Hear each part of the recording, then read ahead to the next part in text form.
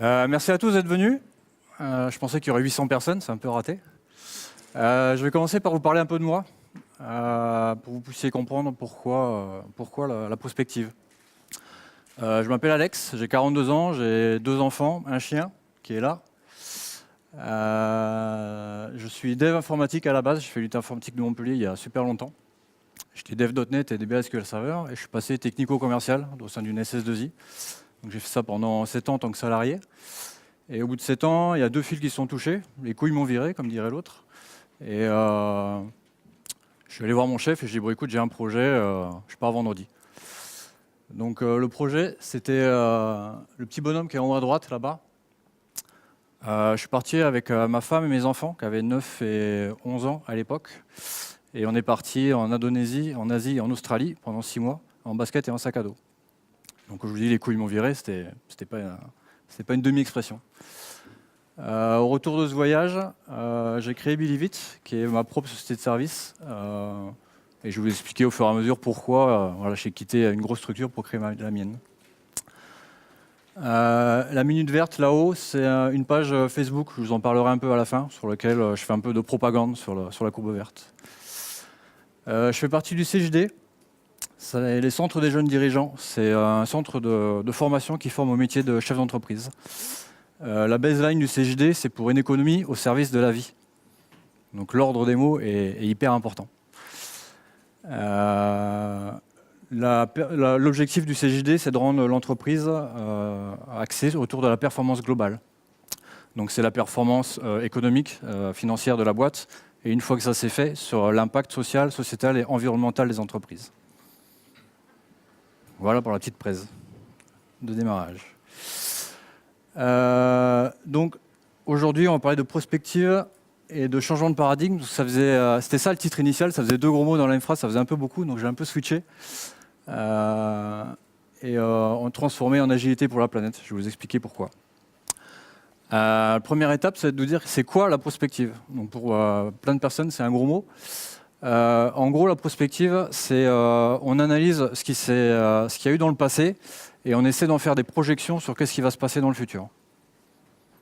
Ça va, j'ai bien traduit, prospective, démarche, approche rationnalise. Voilà, préparer le futur. Donc c'est pas une boule magique d'Harry Potter, hein, ça marche pas. C'est très. Pourquoi le rapport entre la prospective et l'agilité? Un des premiers liens, c'est le fait que la prospective est un concept agile. Et du coup, on est en permanence en train de regarder qu'est-ce qui s'est passé dans le passé et de faire. C'est beaucoup axé autour des statistiques. Donc du coup, quand les stats se mettent à jour, et ben, du coup, on remet à jour le prévisionnel de ce qu'on envisage de ce qui va se passer dans l'avenir. Toutes les slides, je les ai pompées à Marc Alévi, que j'ai eu l'honneur et le privilège d'assister en conférence il n'y a pas très longtemps à Béziers. C'est lui le patron de la prospective en France. C'est un physicien spécialisé en physique nucléaire, prix Nobel de chimie, philosophe et spécialisé dans les systèmes complexes. Donc un système complexe, ce n'est pas un système compliqué, c'est un système dans lequel il y a beaucoup d'interactions. Donc il applique cette théorie-là sur l'économie et la prospective. Donc on va quand même pas mal parler d'économie aujourd'hui. C'est bon pour vous? Je êtes toujours avec moi ou... Tania, c'est bon? Je t'ai pas largué? Quand tu me dis, si tu fais comme ça, si ta gueule, arrête. Qu'est-ce qui nous arrive? Il y a beaucoup de changements qui se passent en ce moment. Beaucoup de bouleversements socio-économiques. Je me suis amusé à écouter la radio ce matin, ça faisait longtemps que ça ne m'était pas arrivé, pour écouter un peu les actus sur les gilets jaunes. Et, bon, voilà, il se passe énormément de choses. Ce qu'on appelle généralement ce que les médias s'amusent à appeler une crise. Donc crise économique, on va revenir aux bases, au fondement. C'est quoi l'économie? L'économie, c'est une rencontre entre une offre et une demande. Ça va pour tout le monde?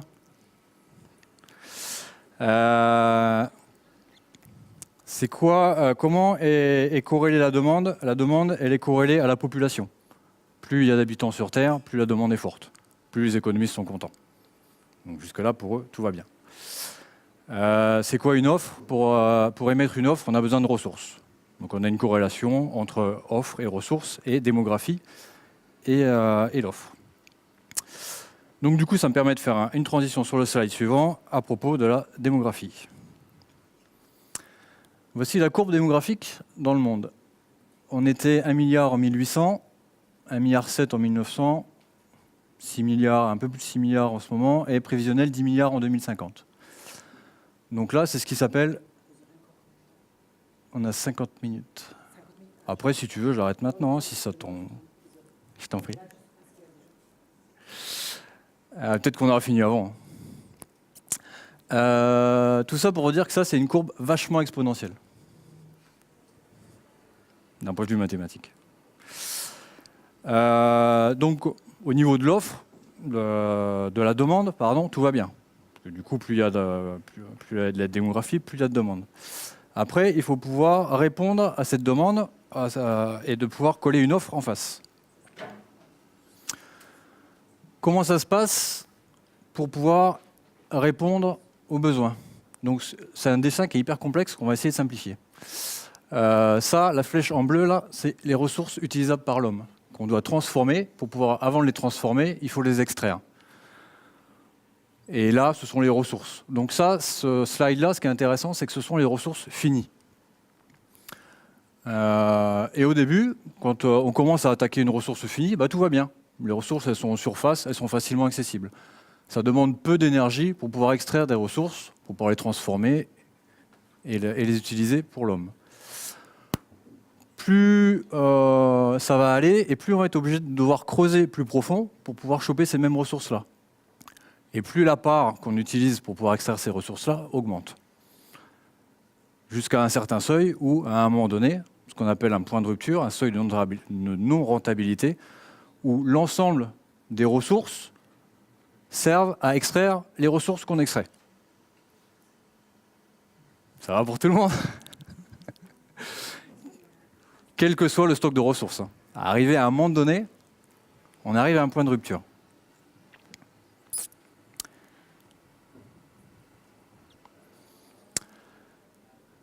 Petite phrase de notre ami Albert. Celui qui croit en une croissance infinie dans un monde fini est soit un fou, soit un économiste. On va jouer à un petit jeu.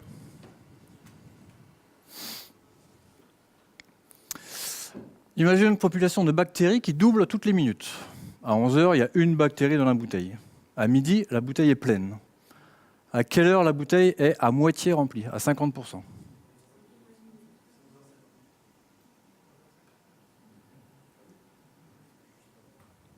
Tout le monde est d'accord?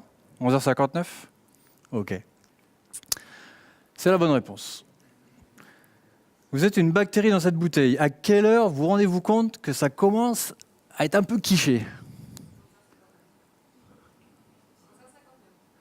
11h59, ouais, 11h59, t'es à la moitié dans ta bouteille. Attends, à 11h, t'étais peinard. Là, à 11h59, t'es à la moitié dedans. Donc, tout va bien. 11h59 et des bananes. Et des bananes. C'est quand tu vois le bouchon au-dessus de toi là, qui commence à se rapprocher. Là.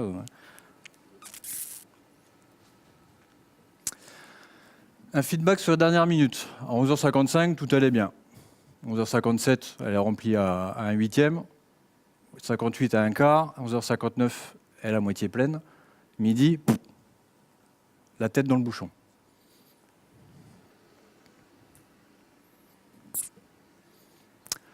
Voici ce que ça donne. La courbe des bactéries corrélée avec l'évolution de la population mondiale depuis ces derniers siècles. C'est rigolo, non? Non? Ça fait pas rire? Si? Mais j'ai une bonne nouvelle. Parce qu'on a quand même un gouvernement qui se rend compte que, putain, à 11h58 et 30 secondes, il y a le bouchon qui est quand même un peu au-dessus, donc on va faire quelque chose, quoi. Donc, on va aller explorer l'Antarctique. Parce que bon, on a bientôt arrivé à consommer tout le stock d'oxygène, le bouchon arrive, donc on va aller extraire des nouvelles ressources. Et on a une fucking bonne nouvelle, parce que du coup, en Antarctique, on trouve une bouteille complète, qui est l'équivalent des ressources qu'on a consommées jusqu'à présent. D'où ma petite question suivante, combien de temps les petites bactéries peuvent tenir avec cette nouvelle bouteille? 1 minute. Je vous expliquerai cette image-là un peu plus tard, hein, dans un autre slide. La bonne réponse est 1 minute. Donc on est quand même sur une courbe qui est vachement exponentielle, dans laquelle on consomme de plus en plus de ressources à une vitesse rapide. Vous allez me dire, bon, c'est des bactéries, voilà, c'est qu'un jeu. La courbe en rose, là, c'est la biodiversité en zone tropicale. Ce qui est rigolo, c'est que c'est exactement la même courbe pour les espèces animales. Il y a 50% des espèces animales terrestres qui ont disparu depuis ces 40 dernières années. Donc la courbe de rose, elle est réelle. C'est pas une bactérie, c'est pas un jeu avec une bactérie. Donc on a vu qu'il y a une courbe démographique qui fait comme ça, qu'il y a une courbe des ressources et de la biodiversité qui fait comme ça. Donc il y a une courbe qui monte et une courbe qui descend. Ça donne quoi en général? Quand il y a une qui monte et une qui descend, elles se croisent. Télescope. J'aime bien le télescope. Les courbes se croisent. Ça donne ça. Et vous allez me dire, bon, ok, qu'est-ce qui se passe quand les courbes se croisent? En fait, on passe d'un état où avant il y avait plus de ressources que de besoins, où tout allait bien, où on passe à un état où il y a plus de besoins que de ressources, dans un état de pénurie. Les pénuries, elles concernent quoi? Elles concernent l'eau douce, elles concernent les terres arables et elles concernent les hydrocarbures, énergie fossile. Quand on arrive à ce point de rupture-là, c'est ce qu'on appelle une transition. C'est une rupture écologique, sociologique, économique, tout ce que vous voulez, mais on arrive dans un état de rupture. En prospective, on appelle ça une bifurcation. C'est-à-dire qu'il y avait une certaine logique avant, une certaine façon de penser, et quand on arrive à... Une fois qu'on a passé ce point de rupture-là, on arrive sur un nouveau mode qui est une autre façon de logique, une autre façon de penser. L'image parfaite pour ça, c'est la fameuse chenille et le papillon. Elles n'ont pas du tout les mêmes logiques de vie. Il y a eu un moment, il y a eu une transition entre les deux, une bifurcation. Et vous allez me dire, bon, ok, mais c'est bien beau ce que tu nous racontes, mais est-ce que par hasard, ça ne serait pas déjà arrivé? Donc là, du coup, en prospective, c'est l'étude de l'histoire. Donc là, le prospectiviste Marc Alévi, il a passé 2-3 années avec ses petits copains historiens, et il leur a demandé, bon, est-ce que dans le passé, c'est pas déjà arrivé, ces histoires de bifurcation? Et la réponse des historiens, ça aurait été non, la conf était terminée. Et la réponse a été oui, c'est déjà arrivé par le passé. Plusieurs fois. On a eu des changements de paradigme. On a eu les cités grecques, qui a été remplacé par l'Empire romain, puis par l'Empire carolingien, puis par le système féodal, qui a été remplacé par le système actuel, qui est le système de la Renaissance, l'ère du progrès. Et ce qui est rigolo, c'est que le cycle est assez topé dans le temps. On s'est rendu compte que c'était toutes les 550 ans. C'est marrant, non? Ça vous fait pas rire? Là, le dessin, je l'ai juste topé comme ça pour vous montrer que c'est cyclique tous les 550 ans. En fait, les changements, ils ne se passent pas comme ça. C'est pas un top-down, ça ne repart pas dans l'autre sens aussitôt. Dans la nature, ça ne se passe jamais comme ça. Et les historiens nous disent que en fait, les cycles de vie sont basés sur la nature et que les règles de la nature s'appliquent au cycle historique. Donc en fait, quand il y a un changement, un switch comme ça, il y a une période de transition. Parce que la nature n'aime pas le vide. Donc quand elle remplace un système, quand il y a un système qui finit par s'effondrer, il y en a un autre qui naît. Ça se passe comme ça. Il y a un système qui s'effondre, qui est remplacé progressivement par un autre système qui émerge. Et donc il y a la courbe rouge qui est en déclin, qui est le système actuel, qui est basé sur la Renaissance, et une courbe verte qui est une nouvelle logique qui est en train d'émerger. Et la zone grise, qui est une zone de croisement des courbes. Donc c'est ce que classiquement on appelle une période de crise. quand les deux systèmes se rencontrent. Tant qu'il y a un système qui représente que 3 à 5% voilà, de l'ensemble de la population, tout va bien. Par contre, quand les deux systèmes arrivent à un rapport de force à peu près équivalent, c'est là où ça tape un peu dans le dur. La bonne nouvelle, parce qu'il y en a plein des bonnes nouvelles, quand je ne vais pas que vous plomber le moral, sinon vous allez repartir en boitant, en pleurant, c'est nul, c'est que la courbe verte, elle nous appartient. Elle vous appartient, elle m'appartient, et on peut en faire ce qu'on veut. Donc ça, c'est quand même vachement bien. Par contre, une des mauvaises nouvelles, parce qu'il y en a quelques-unes quand même, c'est que le défi de la courbe verte, s'il y en a un système qui est en train de descendre et un qui est en train de monter, l'objectif de la courbe verte, ça va être de résoudre les problématiques de la courbe rouge. Si la courbe verte n'est pas foutue de répondre aux problèmes générés par la courbe rouge, elle ne sert à rien et elle n'émergera pas. Ça va au niveau du défi Vous êtes chaud? Vous voyez la suite? Vous la sentez arriver? Qu'est-ce que c'est le problématique de la courbe rouge qu'on a vu tout à l'heure? Ce sont les pénuries sur les ressources finies.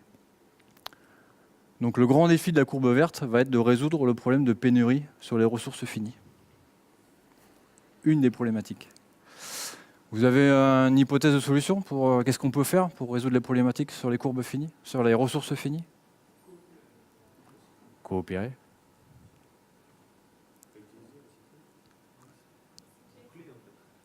Boucler, c'est-à-dire? Ouais. Ouais. Ouais. J'aime bien ça. C'est qui a dit ça? Économie de fonctionnalité. Planter des arbres. Pour un exemple sur la nature. Un des axes de travail, ça va être sur la frugalité. L'innovation frugale, vous en avez tous entendu parler déjà? Ça vous parle? Comment on peut traduire la frugalité par les 3 M? Moins mais mieux. Si je vous dis consommer moins mais mieux, ou travailler moins mais mieux, ou communiquer moins mais mieux, plutôt que de recevoir 500 mails qui ne servent à rien dans la journée, on n'en reçoit que 5, mais qui sont pertinents. Vous achetez ou pas?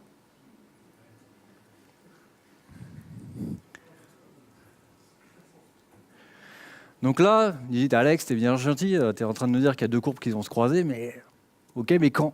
Parce que si ça, c'est dans 300 ans, bon, on s'en tape un peu.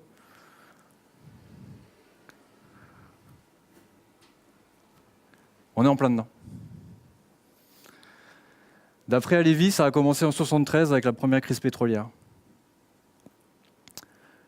Et du coup, il a demandé à ses petits copains historiens, il dit bon, ok, d'accord, mais ça dure combien de temps un changement de paradigme?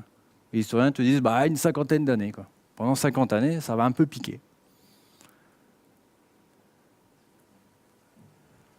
Il y a 2 façons de voir les choses quand on est ici. Là.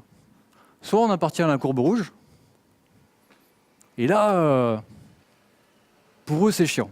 Vous avez regardé un journal télé récemment? Oui, regardez BFM TV ou... Ça vous donne du baume au corps, ça vous donne envie de faire des choses quand vous regardez le journal de télé? Pourquoi?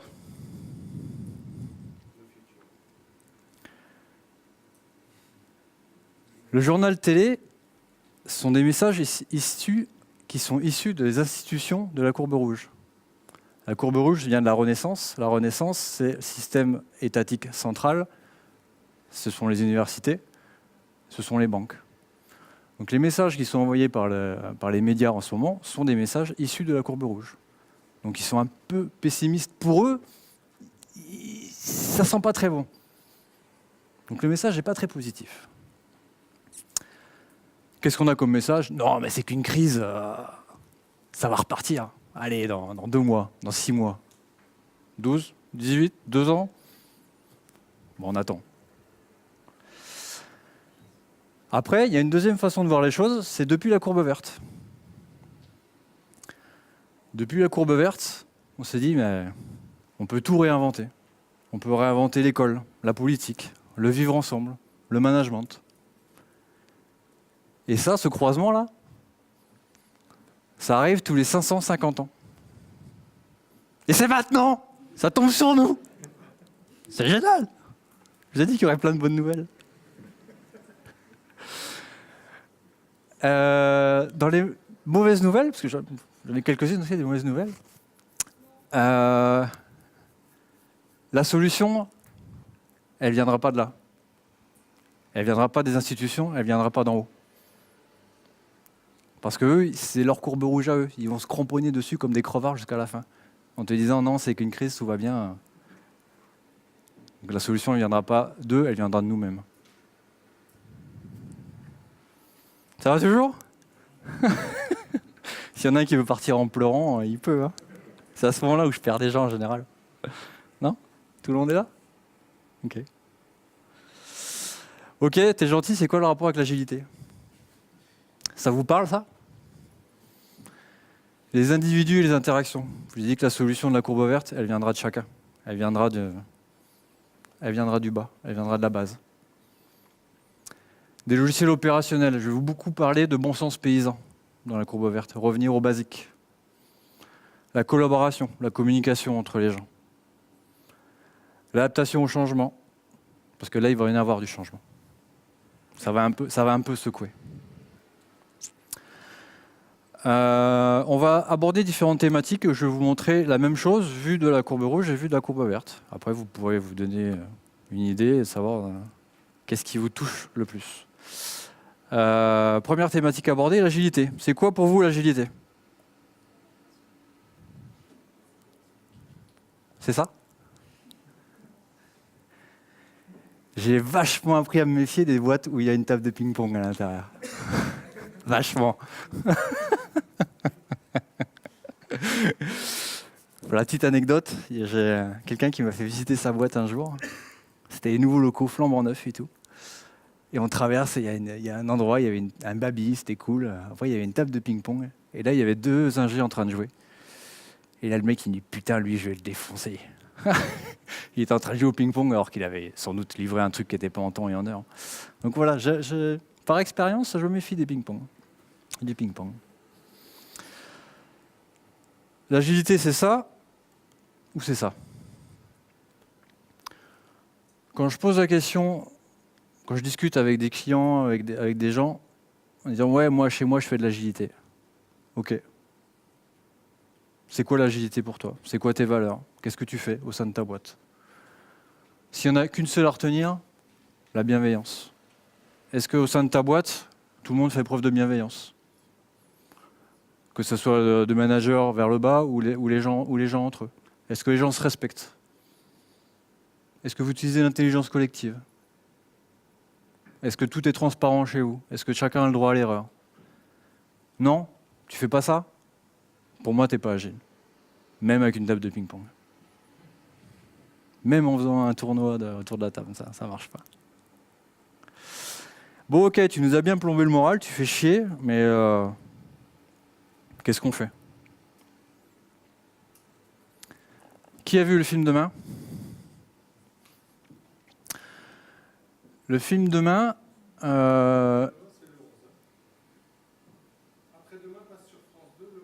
Ouais, il y a eu l'avant-première ce week-end à Montpellier. Ouais. Demain est un film positif. Plutôt que de s'apitoyer sur son sort en disant « Putain, on va tous crever !» C'est non, ok. Qu'est-ce qu'on va faire? Qu'est-ce qu'on va faire demain? J'ai une petite question. Je vous ai montré tout à l'heure les deux slides avec les croisements de la population et les ressources, avec la démographie. Selon vous, quelle est la capacité de la Terre et de ses ressources pour héberger correctement la population mondiale? Combien de personnes?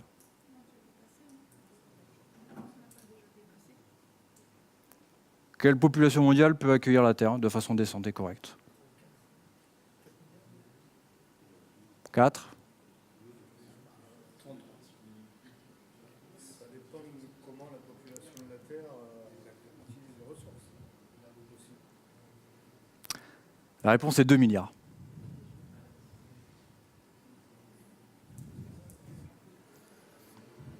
Donc qu'est-ce qu'on fait demain? Le film Demain s'axe autour de 5 piliers. L'agriculture, l'économie, l'énergie, la démocratie et l'éducation. Donc on va s'amuser à passer chacun des 5 piliers du film demain, et puis on va faire un petit focus côté courbe rouge, et puis un petit focus côté courbe verte en disant, ok, mais qu'est-ce qu'on fait maintenant ? Maintenant. Le premier pilier, l'agriculture. Qu'est-ce qu'on peut faire ? Soit on laisse Monsanto continuer à s'occuper de l'agriculture, et on continue à manger glyphosaté. Putain, il n'est pas évident à dire celui-là. La pub Biocoop a été interdite. Elle est sortie et 2 ou 3 jours plus tard, bizarrement, ouais, je ne comprends pas pourquoi. Donc ça, c'est des images d'agriculteurs.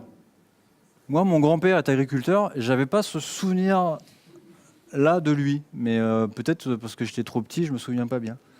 Mais bon.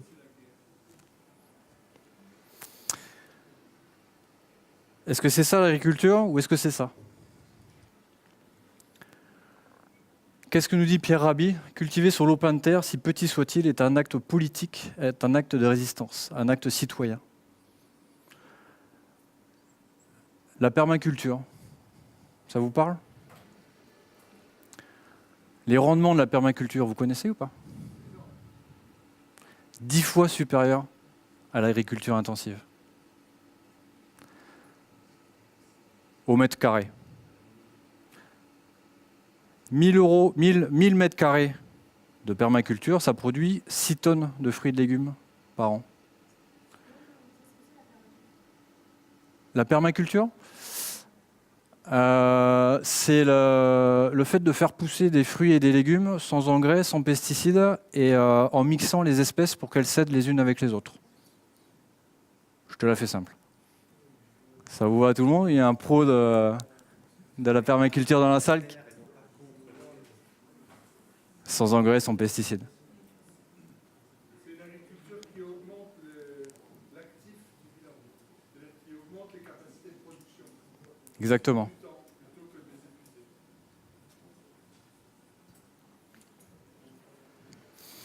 Donc le rendement de la permaculture, pour produire la même quantité de fruits et légumes, c'est-à-dire 6 tonnes par an, en permaculture, on a besoin de 1000 mètres carrés. En agriculture intensive, il faut 10 000 mètres carrés. Donc on a besoin de 10 fois moins de surface en permaculture pour produire la même chose, sans engrais, sans pesticides. Et ça ouvre le champ des possibles parce que du coup, à gérer 1000 mètres carrés, un lopin de terre de 1000 mètres carrés, c'est plus facile à faire qu'un hectare où il n'y a pas forcément besoin d'un tracteur ou quelque chose comme ça pour produire sur 1000 mètres carrés.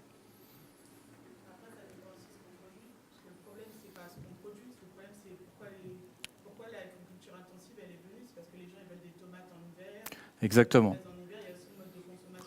Exactement. Un des concepts de la permaculture, c'est certes faire du bio, mais faire du bio local de saison.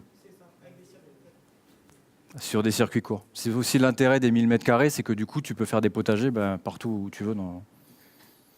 Et d'accepter que tu ne peux pas avoir des fruits et des légumes toute l'année.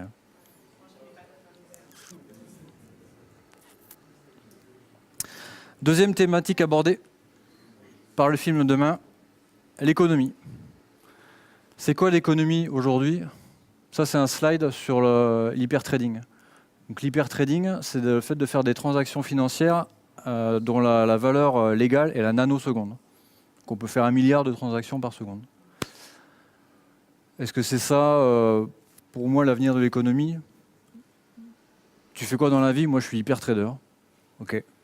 Tu fais quoi ? J'anticipe la crise grecque pour me gaver comme un porc. Ok, pas mal.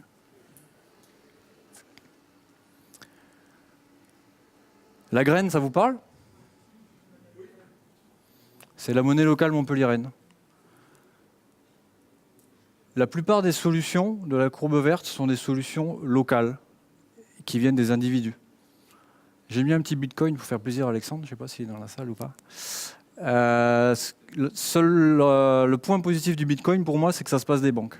Après, pour moi, le bitcoin a un problème éthique. Le why du bitcoin me dérange un peu et remonte un peu vers l'hyper-trading. Par contre, la monnaie locale, là, on rentre dans une économie locale et circulaire. Tout ce que vous achetez, consommez, et fait tourner l'économie locale. Ça ne remplacera jamais une monnaie nationale. Par contre, ça peut largement venir en complément d'une monnaie locale. D'une monnaie nationale, pardon. Autre pilier, l'énergie. Ça, c'est une usine à charbon en Chine. Et ça, c'est une vraie photo d'un surfeur qui était sur une plage, là, qui a rencontré apparemment un cargo qui s'est dit, bah tiens, plutôt que de se faire chier à recycler les déchets, on va plutôt les balancer dans la mer, ça ira plus vite. On va gagner de la thune. Ça, je vous avais promis tout à l'heure d'en parler. Quand on faisait le jeu tout à l'heure sur les bactéries, on disait « Oh putain, on a trouvé une bouteille toute neuve en Antarctique ». Vous savez ce que c'est, cette image ou pas?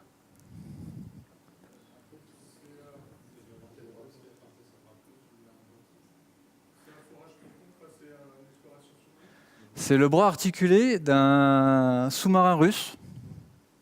Ils sont allés planter le drapeau russe à 4200 mètres de profondeur sous l'Arctique. Vous savez pourquoi? Il y a quoi en dessous? Il y a du pétrole. Donc les Russes se frottent les mains en disant « Putain, le réchauffement climatique, ça va nous permettre d'accéder de pouvoir les fourrer comme des porcs sous la banquise. » Est-ce que c'est ça l'avenir de l'énergie? Ou est-ce qu'il n'y a pas des solutions alternatives? Le slide que je vous montrais tout à l'heure sur les ressources, vous savez, sur les flèches, la flèche rouge qui boucle sur elle-même, ça c'est ce qui se passe quand on exploite des ressources finies. Il y en a une de ressources qui est infinie. Elle est là-haut, en haut à droite. Là. C'est le soleil. L'énergie solaire, elle est infinie. Vous savez ce que c'est ça? C'est une éolienne. Une éolienne individuelle, pour les individus. Et le truc en bas à gauche, là, c'est un truc qui est sorti il y a une semaine. Il y a deux façons de voir l'énergie nucléaire. Il y a la fission nucléaire, c'est ce qu'on fait jusqu'à présent, qui vient des militaires à la base. On s'est dit, bah tiens, on ne pourrait pas fabriquer une bombe pour mettre sur la gueule des Japonais. Si, on va faire un truc, tu vas voir, hein, ça va être pas mal. Donc on fabrique des déchets radioactifs et puis on fait en sorte que ça leur pète à la gueule. Et tu as vu par contre, si tu arrives à faire en sorte que ça ne nous pète pas à la gueule, si tu arrives à le maintenir, bah, du coup ça génère de la chaleur et tu peux faire tourner une turbine et générer de l'électricité. Ah ouais d'accord, il faut juste faire en sorte que ça ne te pète pas à la gueule. Ok, on va faire comme ça. Donc ça c'est la fusion nucléaire, c'est ce qu'on utilise à l'heure actuelle. Fusion, ça c'est la fusion pour les... Non, en ce moment c'est fusion. Fission, fusion, fission, fusion. La deuxième technologie, c'est la fusion nucléaire, qui n'existe pas encore. Et ça fait 50 ans que tout le monde nous répète qu'il y a deux obstacles technologiques infranchissables. Donc pour info, la fusion nucléaire, c'est ce qui se passe comme réaction chimique à la surface du Soleil. Les Chinois ont franchi une des deux étapes la semaine dernière. Ouais, il faut générer un plasma pour faire en sorte de maintenir à 100 millions de degrés pour pouvoir générer ta réaction chimique. La seule différence qu'il y a entre les deux, c'est que celle-là, elle produit quasiment pas de déchets nucléaires. Elle en produit un peu, mais beaucoup moins. Et que si jamais tu te rates et que tu arrêtes d'entretenir ta réaction chimique, et ben, tout revient à un état neutre et stable. C'est juste la légère différence, ça ne te pète pas à la gueule.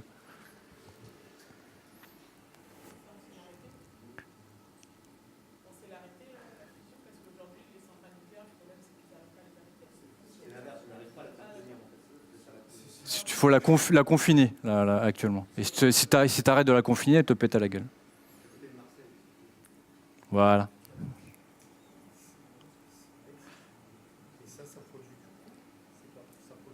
Alors ça, c'est un démonstrateur pour dire qu'ils ont pété le premier verrou technologique. Ils arrivent avec le plasma à maintenir la température. Il leur manque un deuxième après, mais oui, potentiellement, quand ils auront fait péter les deux verrous. Alors pour info, la Chine a décrété qu'ils étaient courbe verte depuis 2 ou 3 ans et qu'ils allaient arrêter de récupérer, d'être la poubelle du monde et qu'ils allaient changer leur stratégie. Pour la petite anecdote, il y a 1 mois, ils ont annoncé au reste du monde qu'ils arrêtaient d'importer les déchets plastiques, paille et compagnie. Et 5 jours plus tard, il y a le gouvernement français qui a dit bon, finalement, on va interdire les pailles, c'est pas bien. 5 jours après que la Chine ait déclaré qu'ils arrêtaient d'importer les poubelles du monde. Depuis des années. Mais bizarrement, ils l'ont mis en place 5 jours après que la Chine ait décidé d'arrêter d'importer nos poubelles. On a eu une bonne idée ce matin. On s'est rencontré avec Gérard, là, on s'est dit les pailles, c'est nul à la cantine.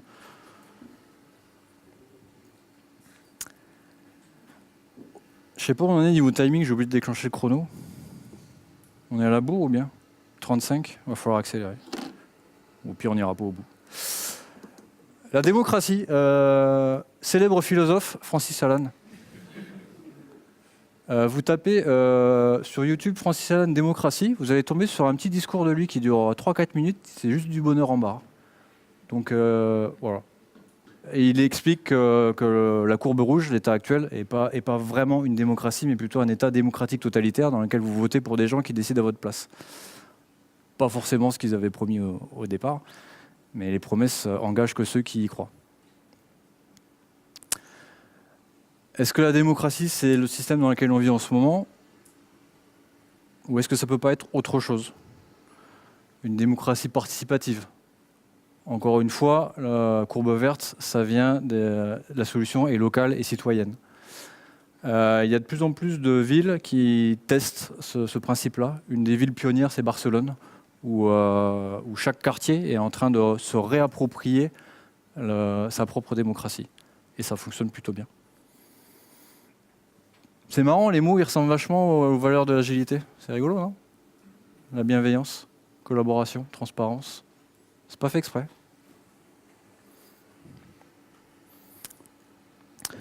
L'éducation.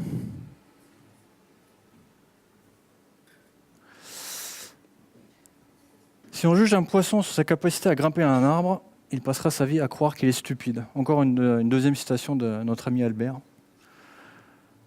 Il y a peut-être des trucs à faire au niveau de l'éducation. Il y a peut-être des trucs à changer. Le système éducatif est le même depuis 200 ans et on apprend toujours les mêmes choses. Il y a peut-être une façon de revoir les choses. Mon ami Idriss, j'ai fait une partie de risque avec lui, j'étais à la Russie, il m'a défoncé. C'était cool. Il manque le bas de la citation. C'est comme la connerie, la connaissance est infinie. Si vous écoutez la conf d'Idriss sur l'économie de la connaissance, il parle de changement de paradigme sur le fait qu'actuellement l'économie est basée sur des ressources finies et que plutôt que de baser sur les ressources finies, si on basait notre économie sur la connaissance qui, elle, est infinie, ça irait quand même vachement mieux. Qu'est-ce qu'il nous dit, Idriss, sur l'économie de la connaissance? Il y a 2-3 formules. Il nous dit que la connaissance, c'est des échanges à somme positive. Quand vous partagez de l'argent, si je te file 20 €, ben je perds 20 €. Si je file 20 € à tout le monde, à la fin, j'ai plus de thunes. Alors que quand on dispense de la connaissance, à la fin, Idriss, il a toujours sa connaissance. Une des deuxièmes formules aussi, les combinaisons de connaissances sont non linéaires, c'est-à-dire 1 + 1 = 3. C'est ce qui permet d'inventer de nouvelles matières comme le biomimétisme. Donc il en parle beaucoup pendant sa conférence sur le biomimétisme. Mais on n'a pas le temps trop d'élaborer sur le sujet, ça pourrait faire que 50 minutes juste sur cette conférence-là. Oui, bien sûr. YouTube, vous faites Idriss, économie de la connaissance, sans problème. Pour info, le biomimétisme, on en parlait tout à l'heure, c'est prendre un exemple sur la nature. La nature, elle ne génère pas de déchets.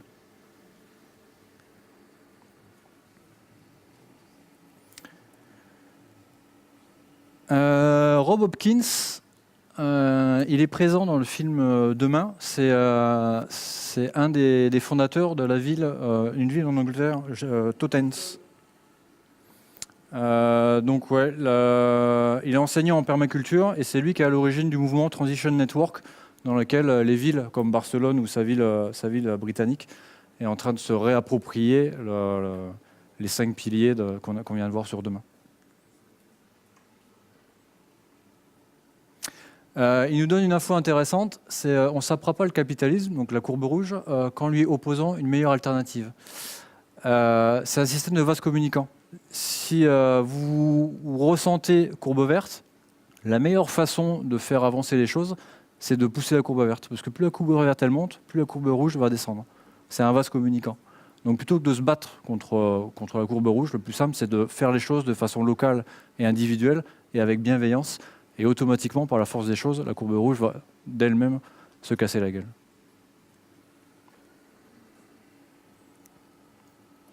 Est-ce qu'on a le temps pour un petit bonus? Il est quelle heure? Il est 40, il nous reste 5 minutes. On va aller vite. La consommation vue par la courbe rouge, on voit bien la courbe rouge là. Ça, c'est un orang-outan en train de prendre un coup de pelle mécanique dans sa gueule. Alors, au cas où la pelle mécanique ne suffise pas, il y a un mec en bas qui a l'air de tenir un truc là pour le shooter si jamais il fait vraiment trop chier. Évidemment, ça c'est en Indonésie et destruction de la forêt primaire pour monoculture d'huile de palme pour pouvoir faire du Nutella. Et donc dans chaque pot de Nutella, il y a un petit morceau d'orang-outan à l'intérieur. C'est ce que je dis à mes enfants, comme ça je suis peinard. Est-ce qu'il n'y a pas une autre façon de penser la consommation? Il y a un site qui s'appelle eBoycott. C'est Je Boycott. C'est les individus. C'est des solutions locales et individuelles. En opposition au Black Friday, il y a le Green Friday qui existe, où ce jour-là, on ne consomme rien. J'ai volontairement parlé d'utopie, parce que pour ce que je vous disais tout à l'heure à propos de... j'ai perdu le fil de ma pensée. Il faut avoir une approche disruptive. Si vous dites, bah, tiens, dans ma boîte, je vais baisser de 20% les déchets, bon, ok, on gagne à droite à gauche, mais on va y arriver. Mais ça ne va pas révolutionner le truc. Alors que si on se dit, bah, tiens, je vais essayer de faire du zéro déchet, l'approche est radicale et ça permet d'innover réellement. Il y a quelques centaines d'années, il y a un mec qui a dit, bah, tiens, j'ai une utopie, on va abolir l'esclavage. Le mec il dit, mais t'es con quoi, toute l'économie mondiale repose sur l'esclavage. Ouais, mais quand même, d'un point de vue éthique, c'est un peu dégueulasse ce qu'on fait. Donc on va quand même l'abolir et puis on va essayer de trouver autre chose après. Par contre, personne ne parle d'utopie quand on parle d'abolition de l'esclavage. C'est juste que ce jour où ça a été fait, bah après il dit, bah voilà, il y a eu l'abolition de l'esclavage. Mais repenser une cinquantaine d'années avant, c'était vraiment une utopie de penser ça. Donc n'ayez pas peur de l'utopie, c'est quelque chose de positif. Les déchets. Pareil, c'est une photo tirée de Thaïlande qui fait un peu gerber.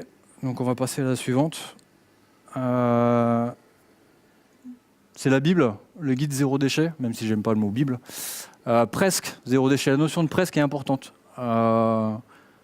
Chacun apporte sa pierre à l'édifice. Moi, depuis que je suis revenu de voyage, je me suis dit, bah, tiens, plutôt pour pouvoir viser le zéro déchet, je vais arrêter d'acheter des déchets. Donc je ne fous plus les pieds au supermarché depuis 1 an et demi maintenant. Malgré ça, ma poubelle a diminué que de 1/3. Mais c'est pas radical non plus, mais ça marche plutôt pas mal comme approche. Et puis on ne peut pas lutter sur tous les fronts non plus, donc il faut rester humble. J'aime bien ce slogan pour la courbe verte. Sorry for the inconvenience, we are trying to change the world. Donc ouais, on va les faire chier un peu, ça va les emmerder, mais on va le faire quand même. Et je n'ai pas trop le temps de vous parler de films en quête de sens. Je voulais vous parler non pas du film, mais du réalisateur Marc de la Villardière que j'ai rencontré. Cadre sup, grande école de commerce. Cadre sup chez Danone à New York, à Manhattan, direct. Ça a été son premier job. Et au bout de 3 ans, il s'est dit, tiens, il a commencé à regarder des vidéos sur YouTube de Danone. Et Danone commercialise 6 millions de bouteilles en plastique par mois sur l'île de Bali, sur laquelle il n'y a pas de recyclage.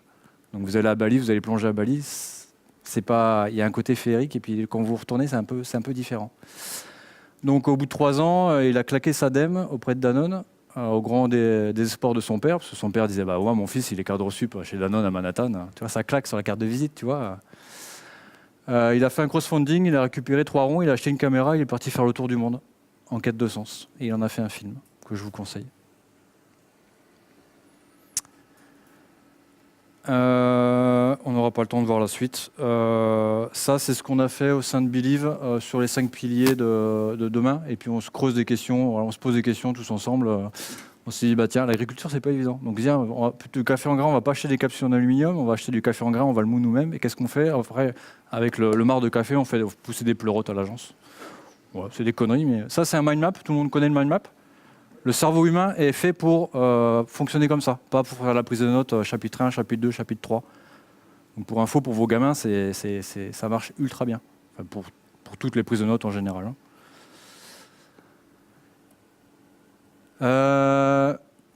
Un petit merci. Tout le monde s'en fout, j'adore.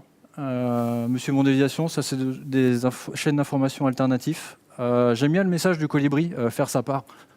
Voilà, ça vient de chacun, ça vient des individus. Sur le boycott, pareil, on parle du I boycott, c'est moi qui boycotte. Je vais terminer par une citation. Je n'abdiquerai jamais devant les barbares et les bureaucrates. Je pense que ce que nous faisons est juste dans l'intérêt de notre planète et de notre futur. Nous ferons les sacrifices nécessaires, nous irons en prison, nous risquerons nos navires et nos vies. Abandonner n'a jamais été une option. Cela ne m'a jamais effleuré l'esprit. C'est le monsieur un peu fâché qui est en bas à droite, Paul Watson, ancien de Greenpeace et fondateur de Sea Shepherd, appelé éco-terroriste par la Courbe Rouge.